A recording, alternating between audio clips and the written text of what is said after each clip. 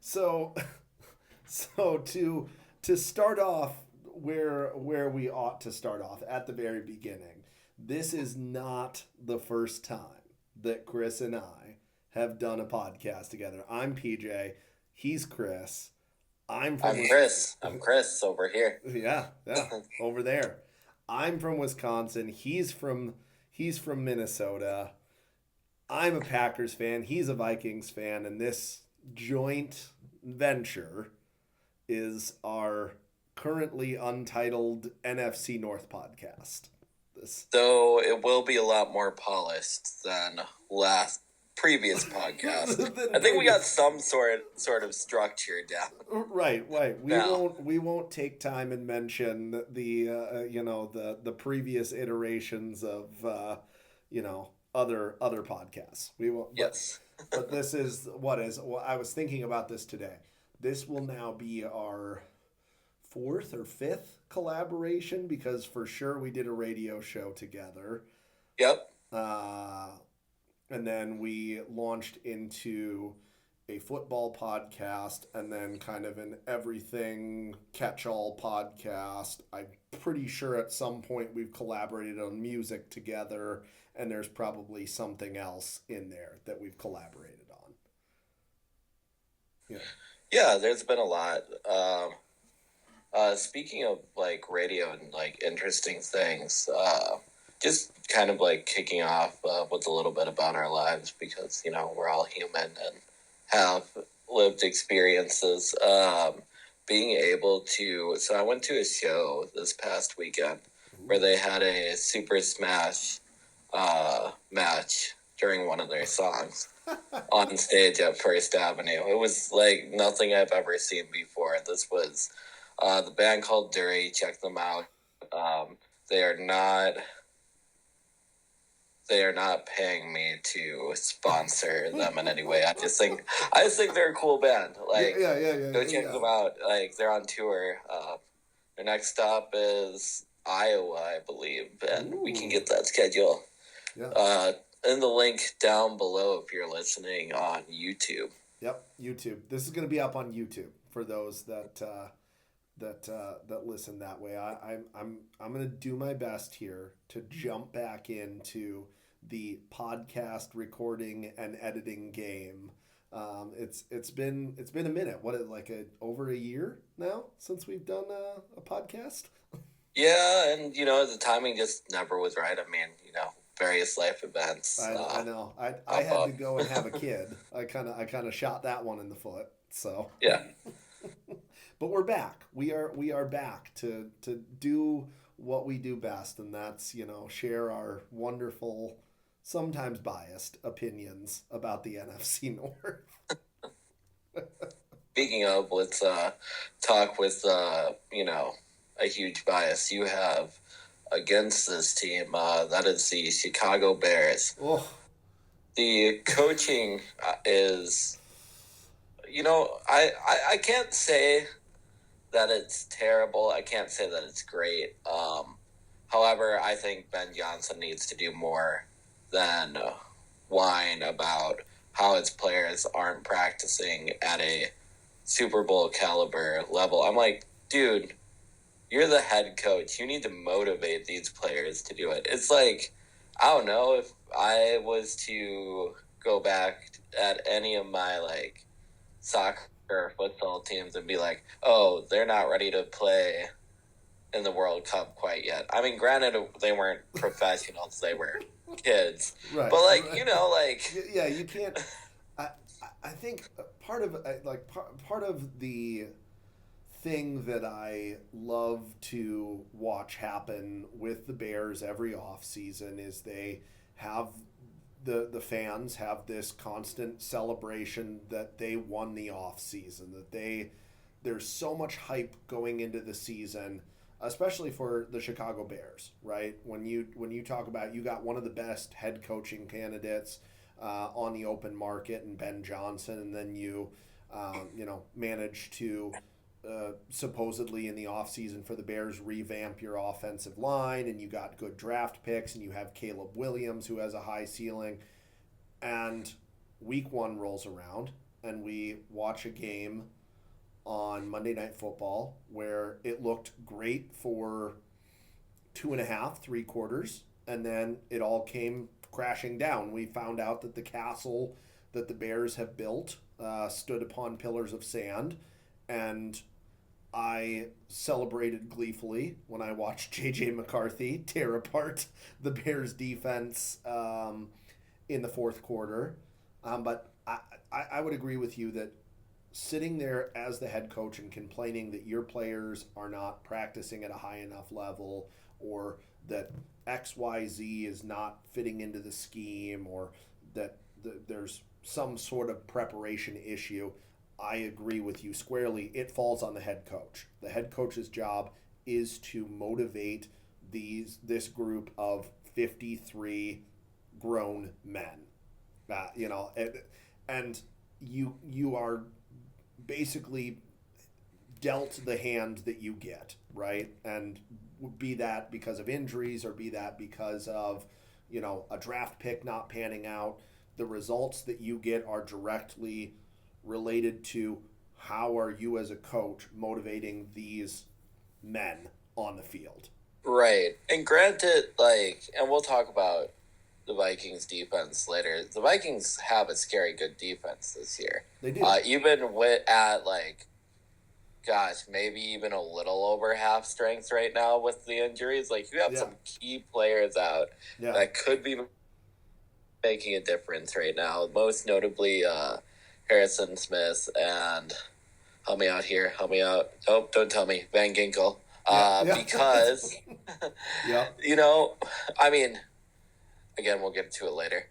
We'll get to it later. I have opinions. Like, I want to get I know. those in. I know. Right. But, like, right now, we're talking about Ben Johnson and the Bears. Right.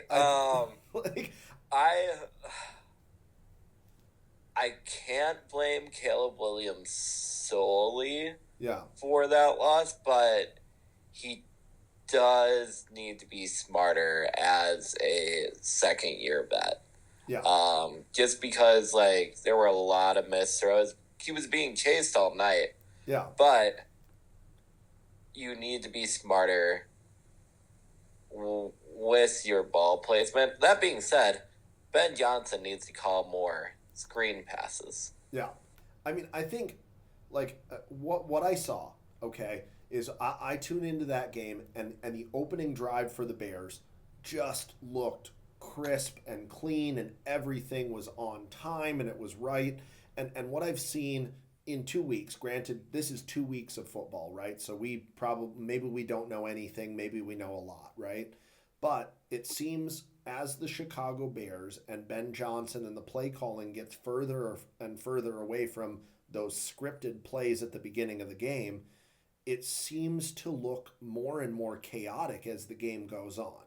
You see Caleb Johnson running around and trying to make plays with his feet and not trusting the reads and not throwing to open receivers and locking onto one guy. It seems very chaotic right now, and that's understandable because this is a brand new system. You switched out a bunch of coordinators.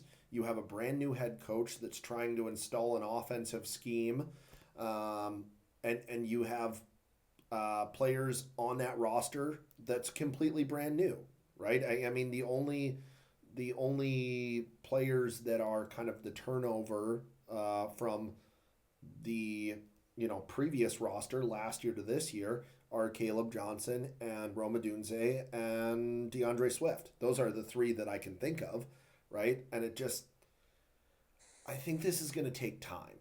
Like any new offensive system does, it's going to take time, and I think it will gel eventually. Ben Johnson is a really good offensive coach. He's a really talented coach.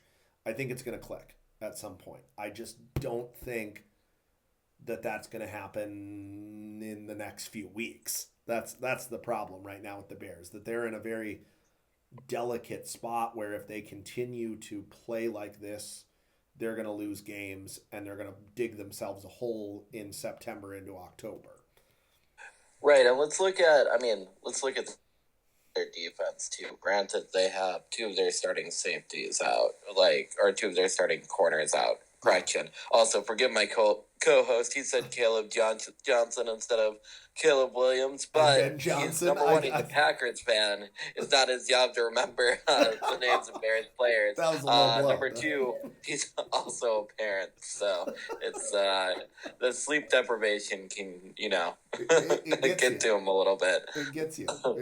No, thank you for that correction. Caleb Williams is the quarterback. Ben Johnson is the coach. Somehow they just fused together and became one. But you have your two starting cornerbacks out as the Bears. Mm-hmm. Okay, you need to make adjustments. Yeah, I've seen a couple of good defenses in the NFL this year. One we'll get to later on the podcast because they are in the NFC North. Adjust with injuries. Yeah. So you don't have any excuses. Then up against the Lions, I feel like they made the Lions look like a Super Bowl caliber team in week 2. That dumbfounds me. The difference between week 1 and week 2 is so stark for the Bears and the Lions, right? You go into that matchup, and I knew that playing the Lions was going to be hard for the Bears, but I thought we were looking at, from the beginning of the game, where we're going to go back and forth and we're going to trade scores, and I was like, okay, the ship has righted somewhat. Ben Johnson and this offense has figured it out a little bit. They might go punch for punch with the Lions today. And then just Dan Campbell said, screw that, I'm playing a revenge game, and made the Bears offense look like a peewee football team. So, But would you argue it was Dan Campbell who lost that game for the Lions against the Packers week 1? Oh, for sure. 100%. The over-aggressive Ben Johnson showing up was the reasoning for that loss in week 1. Going for it, the choice to go for it on 4th down, and the unwillingness to punt and not take easy throws. There were so many, he has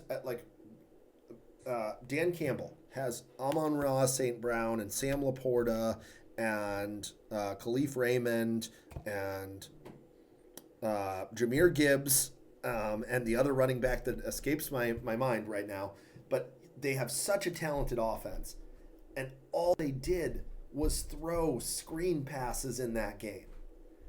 And it wasn't going to work. It wasn't clearly I see a case in week 1 with Packers Lions where you did not see an offense adapting, and you see in week 2 where a defense got punched in the mouth in the Bears against the Lions and did not adapt. So I don't know. Like I said, in week 2, how much do we really know?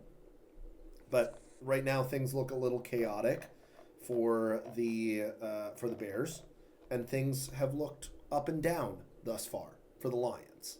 Up and down. Yeah, let's move into the Lions a little bit. Yeah. I think the Lions are a good football team. I think with I don't I honestly don't see with Dan Campbell at the helm them winning a Super Bowl. I think not he's not cautious enough. Mm-hmm. Where sometimes he looks like a genius for some of the things that he does because he pulls it off, or I should say the players pull it off. Yeah. Because that's their job to go out there and try to pull, pull off big plays like that. Yeah. I would also say, like, there are just times where I'm just scratching my head and I'm like, really? You have the lead. Like, you could bleed the clock out. You don't need to curb stomp them. Yeah, and then all of a sudden they, punt it away with plenty of time left. A team makes a comeback. How many times have we heard this story from the Lions while Campbell's been the head coach? And don't get me wrong, I think he's a good head coach. Yeah. I just don't think he's a championship caliber head coach quite yet. Could he be? Maybe. Do you also agree that, like, a couple years ago when we watched the Lions kind of jump up there and get all the way to the NFC Championship game, do you agree that that was their window? Really, like, a couple years ago to me, when the Lions jumped up there and they were winning 13, 14, 15 games, like, they had a window that was kind of this, like, 2-3 year span where, okay, they're really doing well. Their offense is clicking on all cylinders. Their defense is playing really great. I just feel like maybe they missed their window. Maybe their window has kind of closed now, and we're shifting to the other side of other NFC contenders. Yeah, we'll have to see. I think there's a very real possibility of that happening if something isn't figured out quick. And I would argue that it's mainly the offense, because against the Packers they played great. I mean, but Jordan Love needs to, well, we'll get to him in a second. Yeah, we'll get to him in a second. Right. I thought their defense played all right the last 2 games, but it's also like, are you going up against elite caliber quarterbacks? I wouldn't say Williams is there, definitely. I wouldn't say Love is quite there yet, though he does have potential, by the way, which I called him being a good starting quarterback for you guys 3 years ago. You did. That was that was 3 years ago. I think I might have saved that. Might have saved that text. Can we roll the tape? If only this was not just an audio podcast and it was also a visual podcast. Right. And we had it a little bit better organized back then if we were a little less scatterbrained. Right, exactly. But the Lions got to figure something out. They got to figure out how to play consistently throughout not only the regular season, but then also through the playoffs. And as cliche as it sounds, part of the reason it's a cliche is because it's true. Like, you just need to find a way to play good enough football and be smart about it to where you can get to a point where you'll be managing the game in an effective manner, in a smart manner, not just going out there willy-nilly and relying on these big plays. Well, it's like I would like to see a Dan Campbell coached Lions team that takes a 14, 21, 28 point lead and says, okay, it's 4th and 5 and we're at midfield. We should punt the ball. I don't know how I feel about this world of analytics where football says, oh, well, if you go, you're just as likely to succeed if you go for it versus punting it away. But I go, field position. I am an Iowa fan. Like, I am not quiet about that, but how Iowa wins football games: defense and special teams and field position. And I just, what you said earlier about Dan Campbell to me, he is too much of a riverboat gambler sometimes. He's like, I'm pushing all my chips into the middle of the table, and it's like, whoa, Dan Campbell, wait a minute. Why don't we kick a field goal here so we go up 17-3 instead of being at 14-3 because we didn't get the fourth down conversion? Like, I just that's a wild thing, and I'm not an NFL head coach. I'm not the guy up in the press box. I'm not making these calls, but it just, like I said, the tendency for Dan Campbell to push all the chips into the middle of the table is a little bit too bold for me, I guess. I don't know. Maybe and people like offensive football, right? Like, say what you will about it, right? They're like, we want touchdowns and we want excitement. We want the score to be 50-0. And I'm like, okay, that's great, but I would also like it if the other team didn't have 10 opportunities to come back into this game. Just saying. Yeah.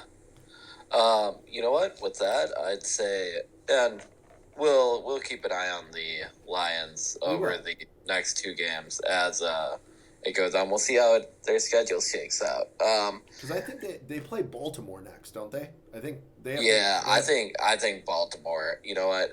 We'll make predictions at the end. We will, but that's tough. That's a tough week 3 draw. Right.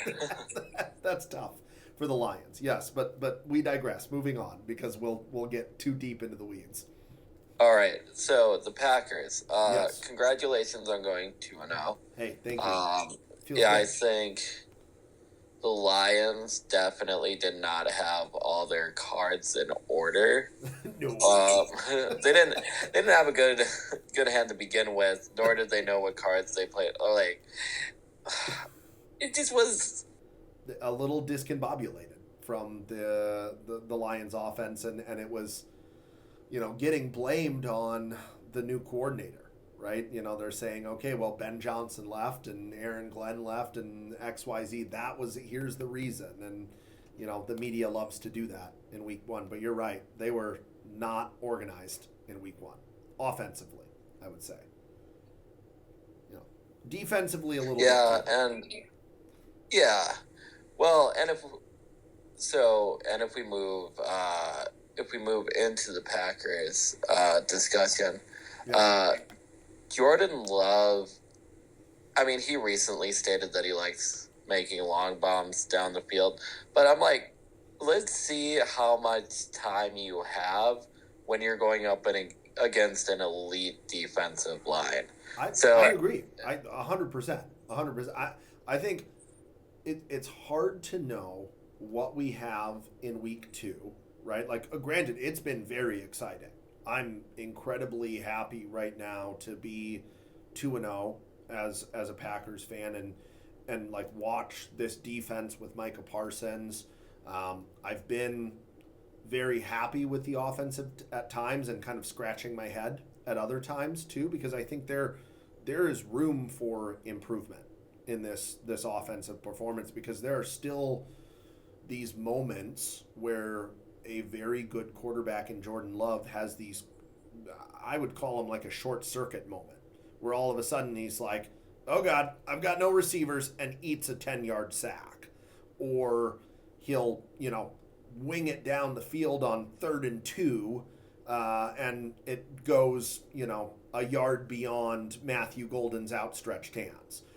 So I think it will come with time. I really do. These, I think it's going to come with time. It always does in the NFL. But I do agree with you that I need to see the Packers' offensive line stand up against an elite pass rush, against the Myles Garretts, the insert pass rusher here, Abdul Carter for the Giants. There's Nick Bosa, friggin' Khalil Mack. There's all sorts of pass rushers out there, even within the like Aiden Hutchinson in the NFC North. What is Dallas Turner for Dallas Turner and Van Ginkel and Harrison Smith. So they're going to go up against better, more elite defensive units. So I do agree with you that I need to see the offensive line protect Jordan Love. because without Jordan Love on his feet, you're not going to make the throws. You're not going to have a successful offense if Jordan Love is on the ground. And, we've seen what that does to a quarterback. Offensive line play is important. For example, the Bears' offensive line looks terrible right now, and Caleb Williams, thank you, is running around trying to make all sorts of things happen. So I agree with you there.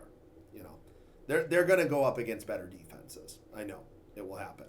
Definitely, I would say you guys have had a pretty sweet schedule to start the season. It helps. It helps when you finish third in the NFC North to get that third place schedule instead of the second place or division winning schedule.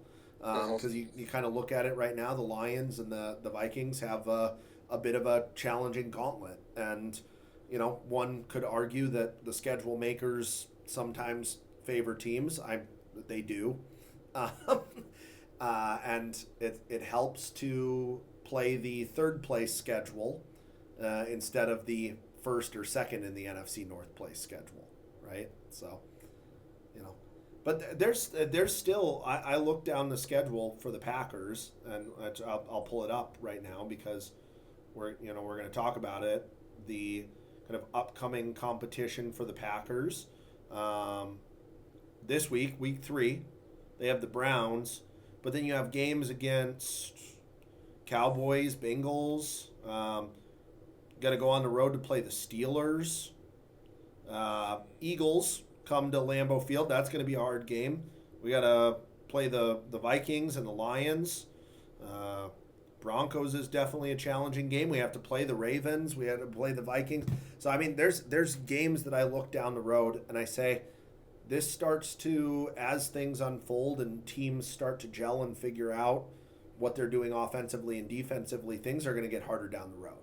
So right, and I can tell Packers fans don't get ahead of yourselves. Adam Thielen put it perfectly. I've started, 1-4 and gone to the NFC Championship game, and I've started 5-0 and didn't make the playoffs. Yeah, so it's yeah, you don't know. You really don't know. And it truly is that, it sounds cliched, but it's that any given Sunday thing, that it's if the 11 guys on offense and defense don't show up and play on that given Sunday, you're going to lose that football game, right? And I think it's all well and good to sit here and say, well, this looks like a win, this looks like a win, this is a loss, and go through and predict. But on paper, we don't play the games on paper, right? We play the games on the field, and that's where we see the results. And what I'll say right now, from what I've watched of the Packers, I'm incredibly excited about the potential that this defense has.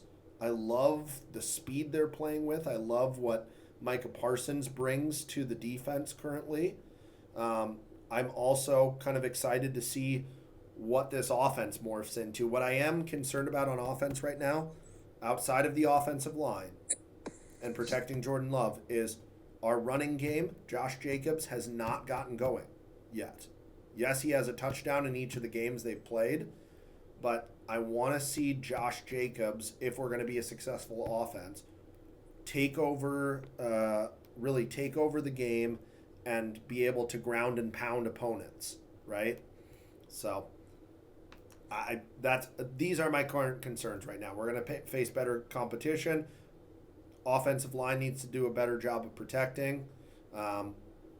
Jordan Love needs to have less of those short circuit moments, right? Be a really good quarterback. And then Josh Jacobs needs to get going. So these are my, observations in 2 weeks. No, I have nothing to add there. I do like your message, though. We, to Packers fans, pump the brakes. We're not. We are far, far away from February. Right. Well, and in a similar mindset, I'd say to the same thing to my fan base. Pump the brakes. I'm like, okay, so JJ gets thrown out there in the first couple of years, or first couple games, and he doesn't perform as expected. Yeah. He comes back to win that Bears game, which all credit, that was his instinct. He was doing very well there. Yeah. But on Sunday night football against the Falcons, number one, you're going up a pretty good time management scheme with Bijan Robinson being able to just get a few yards here and there, and then consistently gain first downs. That dude is a beast, and all the credit to the Falcons offense. Yeah. I will say, with JJ McCarthy, you need to find a better way to protect him if you want to get those big plays downfield. And number two, if you're Kevin O'Connell, you need to take some personal responsibility, which he has. He's mentioned it. Yeah. About getting the ball out quicker. Yeah.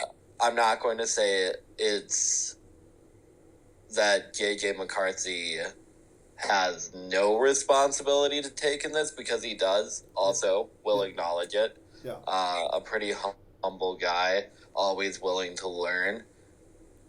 I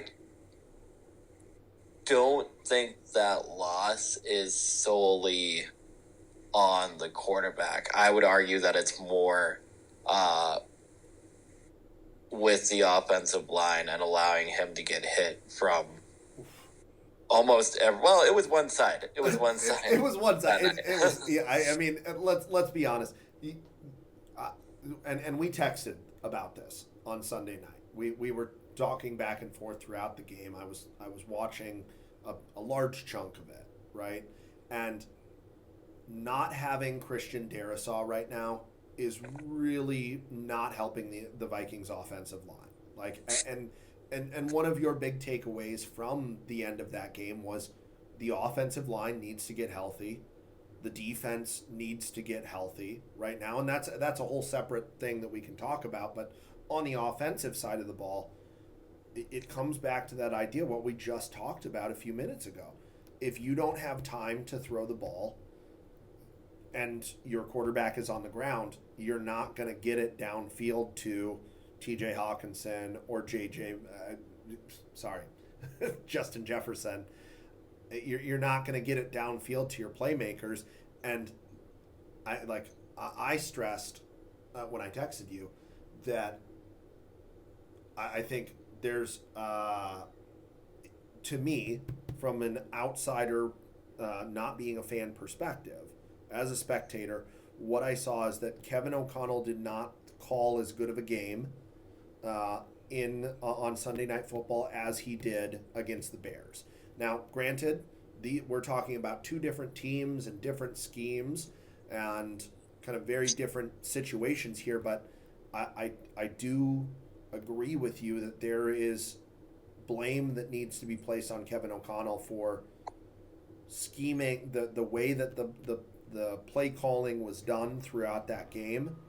The big thing I saw was the lack of a running game, almost an abandonment of the running game, and sometimes when Jordan Mason was doing just fine, I feel like you gotta use him a little bit more in my mind, and then also keep help me out here, Jones as someone who can split the reps, because Jones is still a powerful back at he looks 60 sometimes in his pictures, but he's my point is he's an older back. He is. He doesn't always I don't think he has, well, let me rephrase it. He doesn't have the ability to take all of the first team reps. No. Which is okay. No, and he's what, 30, he's beyond 30 now, I think 31, 32 maybe, but he's still, as running backs get beyond the age of 30, it gets kind of hard to take the lion's share of those carries, and I agree that George Mason? Yes, George Mason. Jordan Mason. Thank you. Jordan Mason and Aaron Jones, for this running game to be successful, need to split carries, right? They need to find whether it's a 50-50 or a 75-25 or a 60-40. There needs to be this good balance and split, because what I saw in the fourth quarter of the Bears game was the moment that Jordan Mason got going, all of a sudden the offense really opened up for McCarthy. He was able to make quick reads and get the ball to Justin Jefferson and get it to TJ Hawkinson. He was able to make plays with his feet, right? Because there was this threat that Jordan Mason is going to be able to pick up yards on the ground, so you have to respect that. I think it was not a good running game on Sunday night. It just wasn't. Aaron Jones wasn't doing well. Jordan Mason wasn't doing very well. And I think the desperation, kind of the situation where it was, led to some forced situations where we, got into this, we're going to throw it a bunch mode from Kevin O'Connell and the offense. I don't know if that's all Kevin O'Connell or that's all JJ McCarthy or that's all the blame goes on the offensive line, but there was a lack of running game from what I could see. And, not setting up the easy passes that were there in the fourth quarter and the success that they had against the Bears on Monday Night Football. Right. There's going to be a real problem if they don't get organized. I think with JJ McCarthy going down, Carson Wentz stepping up is going to be huge. Yeah. I also, I also wouldn't mind if JJ was, if Carson Wentz goes off these next few weeks, maybe you start him over JJ.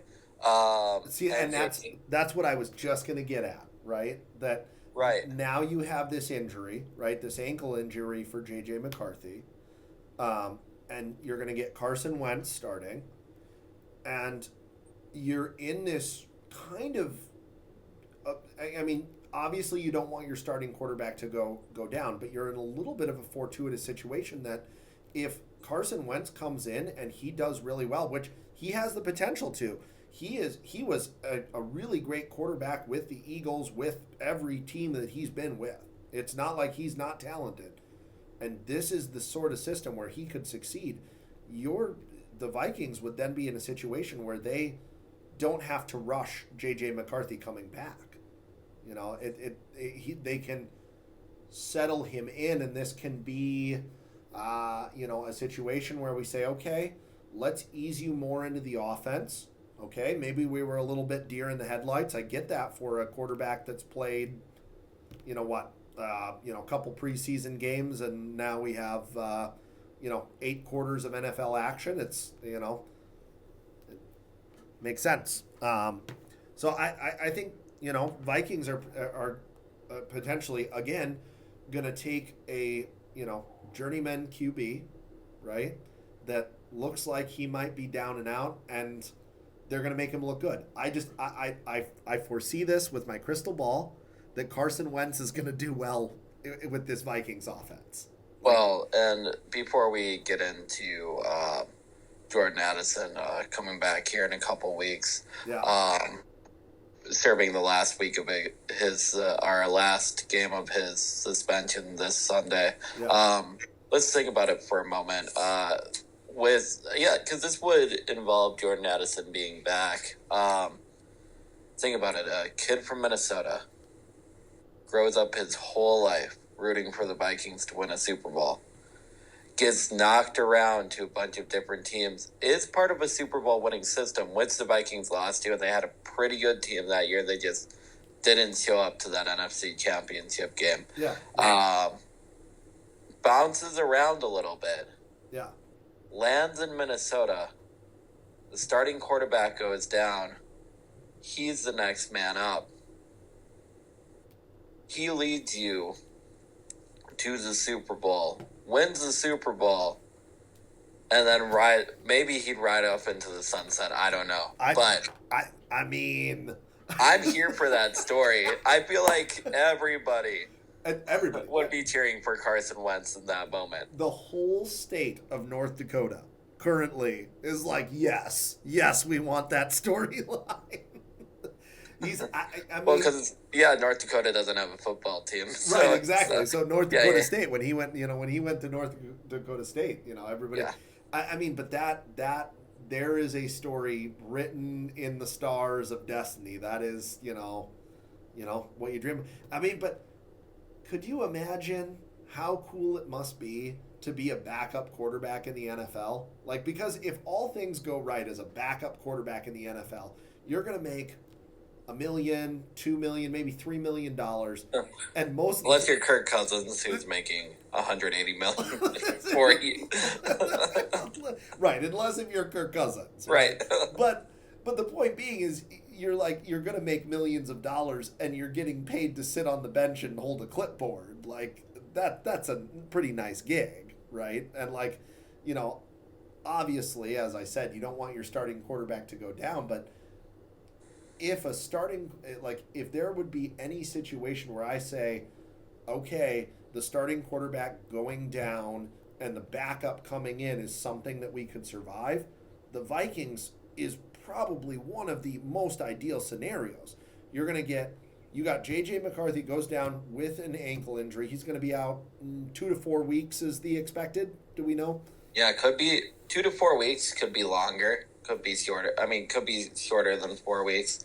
I think the Vikings are going to try to play it very safe if they believe he's the future. And you know what? I'm going to say with JJ McCarthy, I don't know anything yet with 2 games. Oh, yeah. I don't know anything. I think we can't make a determination right now. Like, I'm not playing the media game right now that, I saw, Kyle Brandt and Ryan Clark and friggin' Colin Cowherd. I saw Stephen A. I saw all these media outlets after the week 2 Sunday night football game go, oh, well, we have a JJ McCarthy problem in the offensive line, and he's inexperienced, and all he did at Michigan was hand off the football.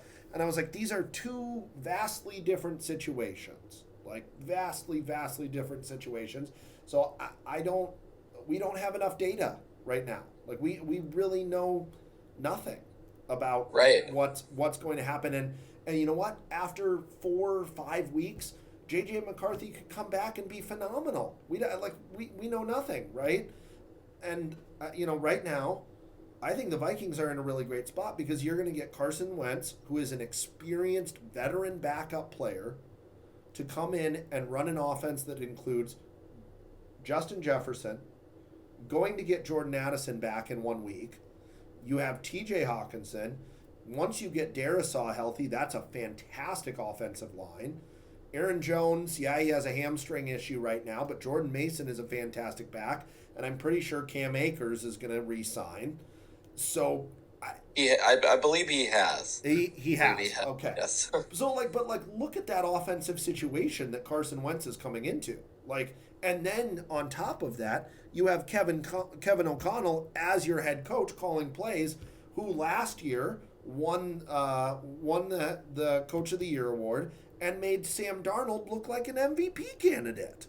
So, I just think of all the situations where a backup quarterback could come in, Minnesota is one of the best to be in right now. And, I think the scheduling is not doing the Vikings any favor over the next few weeks because you got Is it Bengals?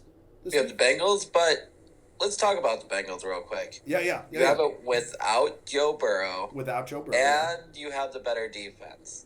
Yeah. Going in. Yeah, let's talk a little bit about the Vikings defense, by the way. Little Brian Flores magic. And what are we on, year 5? Is he year 5 defensive coordinator? I want to say year 4, but I could be wrong. We'll get our expert team of fact checkers on that. I would, you know what? But even with a defense at half strength, yeah, he is doing phenomenal things. And you know what? Dallas Turner on Sunday night lit it up. Man, that sack, after seeing him get that and come up, I was like, what? Like, who is this player and where was he last year? But it's another thing, right? He was a rookie last year. Yeah. Played a little bit here and there. Developed. Yep. Is playing well now. I feel like quarterbacks don't get that same grace. When you look at guys like Peyton Manning, didn't really perform well their first year. No, he did not. He actually, statistically, Peyton Manning did not have a good first year. No, not at all. It was bad. People were saying like, "Oh, this guy from Tennessee. Oh, he's so terrible." Yeah, he ended up becoming the future of that franchise, mind you. By the way, can you believe Brian Flores was hired in the offseason of 2023? We're going into his third year. It's only been 3 years. Wow, it feels like we've had him forever. But I guess, like, 2022 would have been, a year to forget. Defensively. Oh, yeah. Defensively, it was not good. I can't even tell you who that defensive coordinator was, but it was bad. He was bad. He was a famous Packers defensive coordinator. Oh no! Who was famous for cover 2. Oh, Dom Capers, the worst. He is the bane of my existence. We could be wrong on the year, but it was awful. I feel like I'm much happier with what we have now on the Vikings defense. If the O-line plays like they have been for Cincinnati, they're gonna light it up on Sunday. Oh, without a doubt. I for sure see this defense, even at 50% strength, right? Because right now we're still getting Harrison Smith back to health, right? Which sounds like it is sounding like from the tabloids that there is a pretty good probability that he could play. Ooh. If not start this Sunday, but we'll see. We'll see. We'll see. So Harrison Smith coming back, possibly, this Sunday, and then you have Van Ginkel that's been injured as well. Concussion. Yeah, when he was, wrestled to the ground by one of the Bears' defensive linemen through that game was poorly officiated. I mean, it doesn't matter, we won, but at the same time, you gotta make calls when they're doing something egregious, Oh yeah. It was badly called on both sides of the ball, so I guess I can't really complain. It's just player safety. When one of your top guys goes down, it's hard. Yeah, no, hard to see. You don't want to see it, right? Like I don't want poor officiating at least, to be the reason why a player gets injured or why we see an adverse outcome in the game.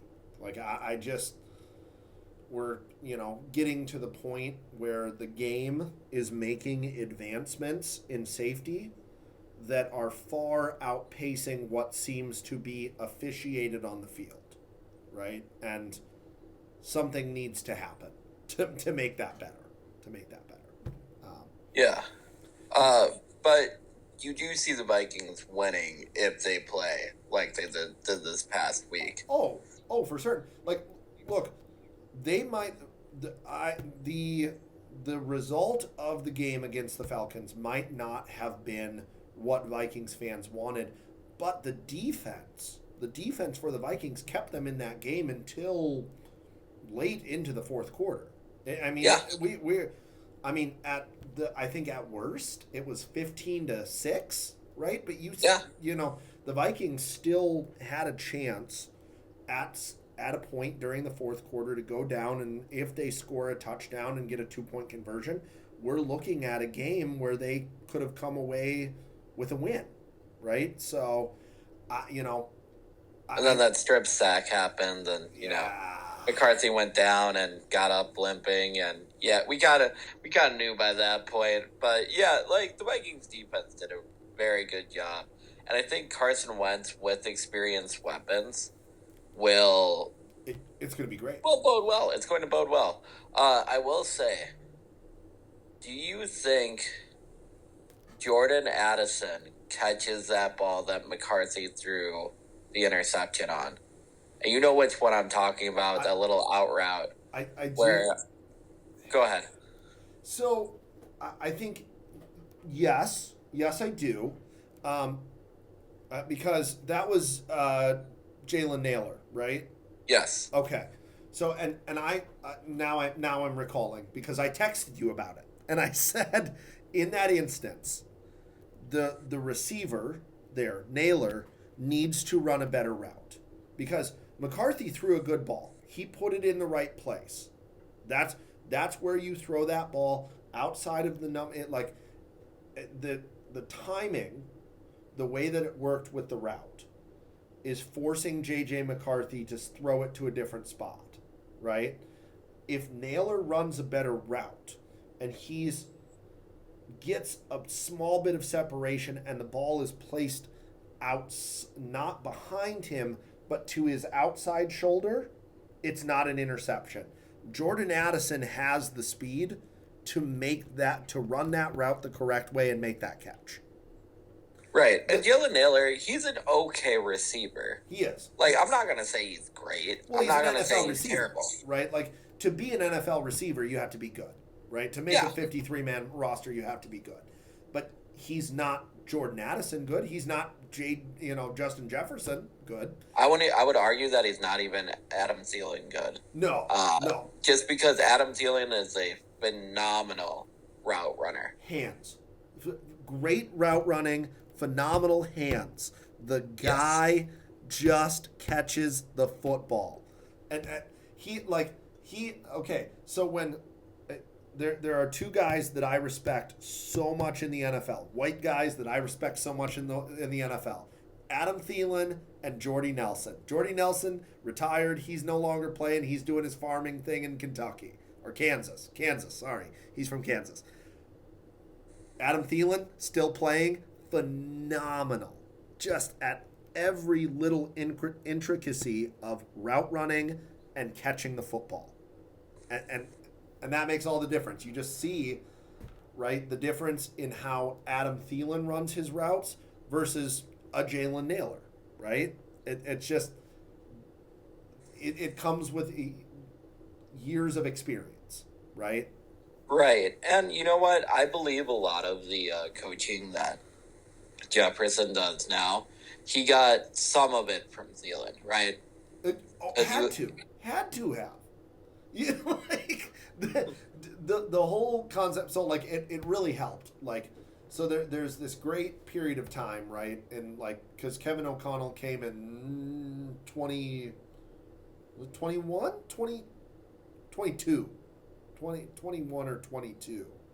It was after our expert fact checkers are going to get the actual date for me, but you have this time where you still have Adam Thielen and you get Justin Jefferson, who at the time when he was drafted was the best NFL ready receiver in the draft. And then you get coached up by Adam Thielen, and then you get Kevin O'Connell on top of that. And so this offensive system that Kevin O'Connell runs, I am insanely jealous of that whole situation, and I would kill to have any one of your elite wide receivers on the Green Bay Packers, please. Well, you know what? I'm thinking, so if the Vikings can win this game, then they go overseas, right? Yeah. They go overseas against the Steelers. The Steelers aren't that good of a football team. No, they are not. I love and respect the head coach, Mike Tomlin. Yeah. I mean, former Vikings OC. Yeah. Help. Yeah. I don't need to go into the history, but if you have time, go down and look at that. Look at his history. He's got a very good record. I don't believe Aaron Rodgers gets it done against elite defenses. No. I don't. I don't see it. He could prove me wrong. He could. I mean, I just don't see it right now. I just don't think. Okay, so I think a lot of effort and energy for the Steelers and Aaron Rodgers was spent on beating the Jets in Week 1, and we had this vintage Aaron Rodgers performance, and the media does their thing, and they're like, "Oh my God, Aaron Rodgers is back! It's vintage Aaron Rodgers." And I was like, no, that's false, because he did that with the Jets. He came and he had one of those performances where everybody's like, "Oh my God, Aaron Rodgers is still good at football." And yeah, he's still a talented football player, but he's not the Aaron Rodgers from a decade ago. He's not the, 4-time MVP Aaron Rodgers slinging 50 touchdowns. Like that's not what we're getting right now. We have a 41-year-old Aaron Rodgers who's coming off an Achilles injury and probably some sort of ayahuasca trip in some dark yurt in the middle of nowhere. So I just look. I think, granted, it's an international game, and those are always kind of weird. A little bit of a toss-up to me, because it's you're trying to get your body acclimated to going overseas and adjusting to time, right? The jet lag. I feel like not for Vikings fans, though. No, for Vikings fans, we kind of expect to win those games. You do. We as fans expect them to win those games. What is it? The Vikings get out of the U.S. and they're like, now we know how to play. So when they hold the Super Bowl in Europe, that's when we'll win it. Okay, exactly. Let me call my guy. yeah, you call your guy, and I mean, but that's the thing. They get the scheduling is a bit brutal, because they've got 2 weeks where they're going to go on the road, and they play a London game, and then they go to Dublin, right? So they have these back-to-back international games, but granted, the Vikings are going to have the advantage in that situation because they're already going to be in Europe. They're taking an hour-long flight over to Dublin, and they play, who do they play? To the Browns? Am I correct in that? I believe so. I think so. Week 4, okay. Yeah, you play in Dublin to start against the Steelers, and then you go to London and play the Browns. But either way, you're in Europe, right? So.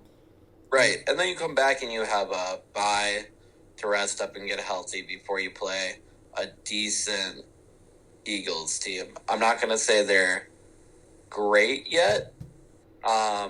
To me, they've looked shakier this year than they have in years past. They're winning boring. They're 2-0, but they're boring. It's just they're boring. They're succeeding because they have Saquon Barkley and they don't commit turnovers. This is why they're winning. And I don't know. I need to see them actually have some sort of offensive explosion before I say that they're a true contender. And, Eagles fans can get mad at me. I don't care. We know an Eagles fan, both you and I don't care. I don't care if you hate me for saying that I don't think they look like contenders. Heck, I don't think the Packers look like contenders because it's been 2 weeks. What the fudge do we know right now? Nothing. We know nothing. Yeah. I think the final point I'm going to make about the Vikings, I don't need to talk about their defense because they can, speak for themselves. Yeah, they can. With the Vikings offense, yeah, let's see how it is once Jordan Addison is back for me to make a fair assessment. And once Darius Huss, they were saying that there is a strong possibility that he'll be back this week as well. He didn't practice today, but it's believed that he was on veteran rest. Okay, all right. So we're close. We're close, is what you're getting at. Okay. Well, so with all of that, do you want to do some predictions here for the NFC North matchups that we have for the Bears, for the Lions, Packers, Vikings? What what are your thoughts on those games? And I can run you through that. So on Sunday at noon, you have Bengals at Vikings, Packers at Browns. The Bears play the Cowboys.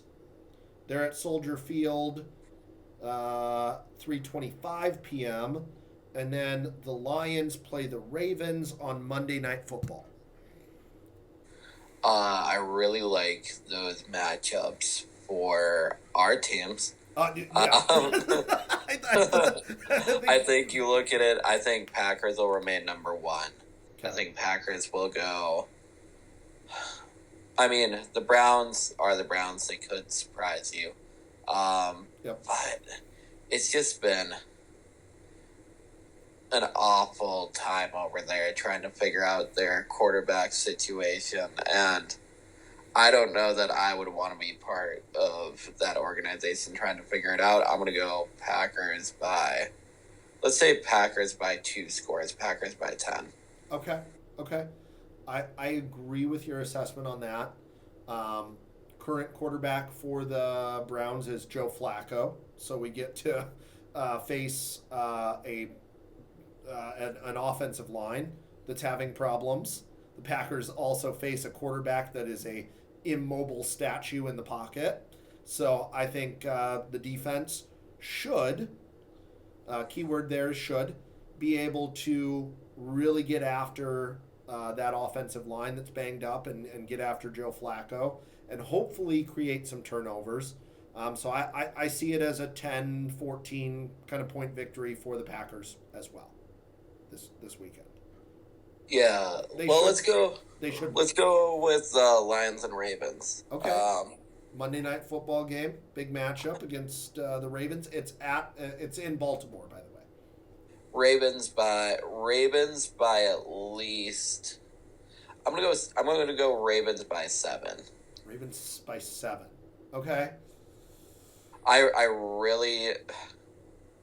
really haven't seen enough out of the Lions to prove to me that they can play against an elite football team. Mm-hmm. Granted, Goff had a great game against the Bears, but yeah, phenomenal. It was against the Bears. It was in Detroit. It was, and Goff just has a lot more experience than JJ McCarthy, who played the Bears the week before. Tore it up a little bit. I think Dan Campbell might Dan Campbell this one. Yeah, I'm going to agree with that sentiment. Dan Campbell's going to Dan Campbell, and I think for the majority of this game, I feel like it's going to look like it's close, right? I think it's going to be within one score for a large chunk of the game, and I think ultimately the Ravens are going to pull away because Dan Campbell's going to Dan Campbell and give the Ravens a short field. I like Lamar Jackson. I love Derrick Henry. I'm going to go Ravens by 10 in that game. Okay. I think I just give them the advantage just based off of the fact that, like you said, Dan Campbell's going to Dan Campbell, and I think they get a short field and either get a field goal or a touchdown out of that. So.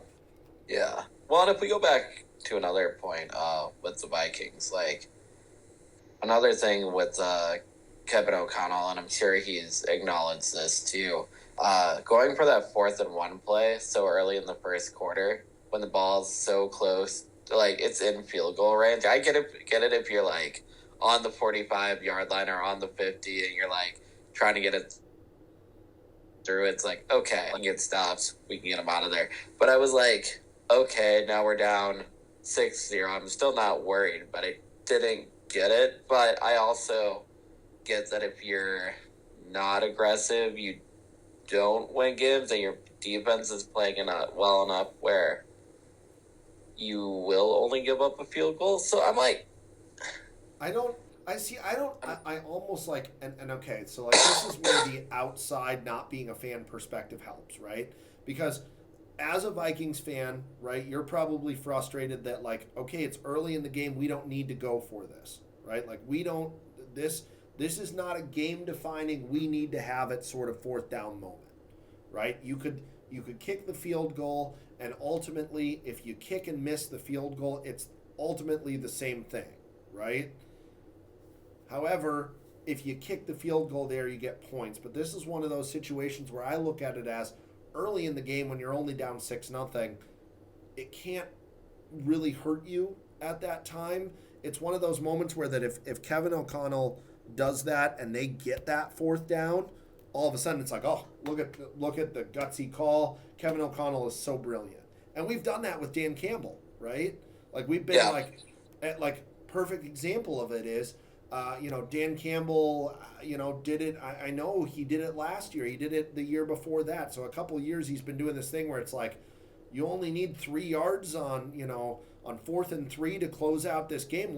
Let's throw it to the offensive linemen. No one would think of that. And from an outsider perspective, you're like, that's a dumb call. Like, why would you do that? But when you get that fourth down, everybody's like, oh my God, look at that. That's brilliant offensive play design. No one would have thought to throw it to the offensive lineman. But if he doesn't get it, the other example, for example, NFC Championship 2023, they could have gone up by 17 points if they just kick a field goal. And on 4th and short, they go for it, throw a pass. Jared Goff takes a sack, and everybody goes, Dan Campbell's terrible. We hate him. Oh my God. Right? So, it's that double-edged sword. And this was, and correction, this was 3-0. When it was 3-0, Vikings were going for it, and they tried to convert, and then McCarthy botched the fumble. So we gave it up in field goal range of the Falcons. Yeah. But at that point, I was just like, I get why McConnell's doing it. He wants to give JJ that opportunity. Yeah. I don't believe it's one of those things where something just weird happened, but JJ didn't fumble the ball. They only ended up giving up 3 points. You had faith in your defense. Yeah. We can move on from it, but I just think, would it have been different if we would have punted that football? Maybe. Do I believe the Vikings were playing well enough to win that game? Not with our O-line, no. So yeah, I mean, it's a lot of shoulda, coulda, woulda, right? Like it's just you don't know, right? Like it's like, yeah, it's a game of inches, right? And you can sit there and be like, okay, well, if we would have done this, then that, and if this happens, then this happened. And it's a lot of what if. And again, the game unfortunately isn't played on paper, and hindsight is always 20/20. Like we look back on it, and I could name you about 16 different things where I'm like, well, if we would have done this, like it would have been 24-0. So it's like I just it's hard to play that game, right? So agreed. Yeah. So if we look at Bengals Vikings. Bengals Vikings. Yeah, let's look at Bengals Vikings. I'm gonna let you make the first pick on this one because I'd love to hear an unbiased opinion. Not completely unbiased, but semi-unbiased. So, Bengals Vikings, I really... So, I was interested in this matchup already before the kind of landscape shifted, right? We shifted from this being JJ McCarthy versus... Joe Burrow to now it's going to be Carson Wentz versus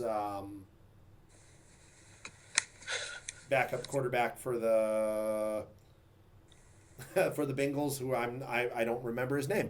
That's very helpful. But I think when it was Joe Burrow and JJ McCarthy, I said, okay, this is a matchup where I slanted a little bit Bengals when it was Joe Burrow, right? I like Jamar Chase and T. Higgins, and I think they're a really talented offense, right? And it's this sort of game where it could be close. It could be that like 21-24 kind of victory, and it could coin flip, right? Just based off of how talented I know the Vikings offense is and how talented I know the Bengals offense is. Now we're looking at this situation where we've got backup quarterbacks, and now the needle to me has now shifted back towards the Vikings. So I like the Vikings they're at US Bank Stadium, right? Yes? Yes, yes. Okay, so they're at home. They have a distinct we know that they have a distinct home field advantage there. I like the Vikings in this. I'm really interested to see what Carson Wentz is going to bring to this offense. If they can scheme something up for Carson Wentz to get the ball to two playmakers like Justin Jefferson and T.J. Hawkinson, and soon it's going to be Jordan Addison as well. I'm going to go Vikings. I'm going to say Vikings by 7. Vikings by 7 in this game over the Bears. That was similar to what I was thinking. 3 or 7. It's either going to be they get a bigger lead and then make it a nail biter at the end, or they're just going to get they're going to get a comfortable lead and then still manage it. One of the biggest things, though, it's going to depend on the run game. Jordan Mason has got to get going, and they need to get him going early. I wouldn't be surprised to see him utilized a bit more to protect your quarterback. Also, with the Bengals, it's I believe it's Jake Browning. I just read. Jake Browning. Yeah, Jake Browning. Thank you. Who is not the same level as Carson Wentz, in my opinion. Like, if I'm looking, I would take if Max Brosmer we're starting, and I love Max Brosmer, former Gopher, did very well. Yeah. Almost beat Iowa on that cold day we went to go watch them. Almost. But that was a absolutely terrible game. But I don't know what you're talking about. I thought it was great. Well, I mean, at the end when you won, but like that whole time. It was cold and miserable, and I never want to be outside in negative 10-degree weather ever again. Hey, try negative 40 or 50 for U.S. men's soccer match. You're crazy. I still think you're crazy for that. You're just absolutely crazy. Well, okay, I'm gonna go similar. Yeah, like I said, 7. If Darisaw is back, does that make a huge difference? Oh yeah. Hopefully sure. Ryan Kelly's good to go. Yeah. But I'm not as concerned with Jurgens. I don't think he played as bad of a game as School did. Yeah. I mean, it was bad. It looked bad. Yeah. It was really bad. That side of the offensive, and I texted you about it. It was hot, stinky garbage. Right. And you did correct me because I said the whole line was playing like hot, stinky garbage, and you're like, well, actually, one side of the line is playing like hot, stinky garbage. I didn't even say one player. And it was one player. It was. You're like, no, just one player, and I'm like, okay, granted, it needs to be better. It's just.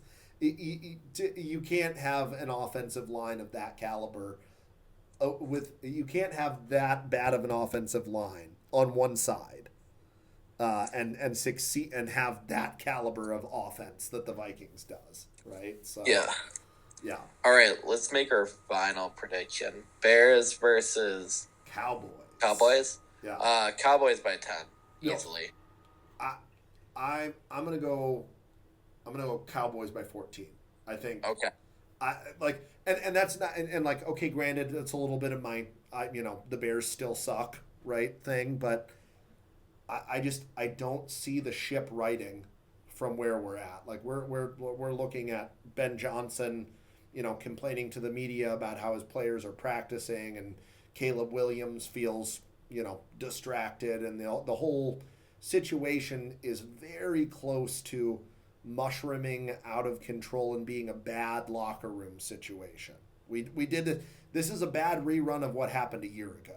We're just kind of continuing the downslide that started weeks, in week 5 of last year, because the Bears looked good for a few weeks and then slid.